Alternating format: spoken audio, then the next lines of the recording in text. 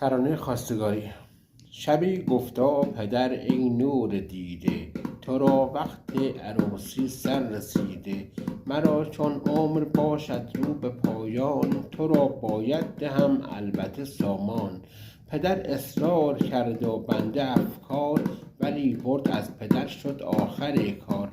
شدم تسلیم دادم رأی آری، که با ایشان روم من خواستگاری.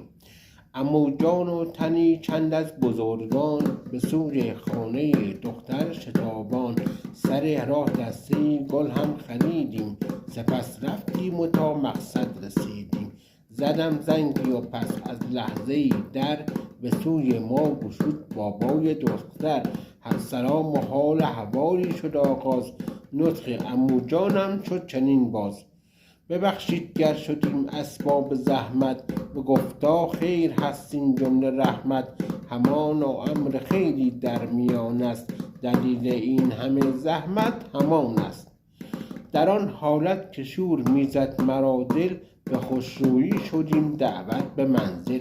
مهیا شد بساط و چای آجیل، پذیرایی شد از داماد و فامیل. که باب دخترک یعنی پدر زن، نگاهش را افکند به صورت من. شما شرحی بده از وضع مالی، ز هر کار و پیشه در چه حالی؟ به پاسخ گفتم از سر کار عالی، زیاد تعریف نداره وضع مالی.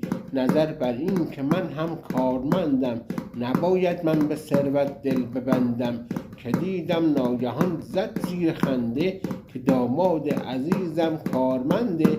برو جانم برو فکر دگر کن، هوای زن ز افکارت به در کن.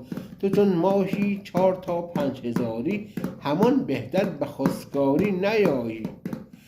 بگو شنگول جان تکلیف ما چیست، برای کارمند همسر مگر نیست؟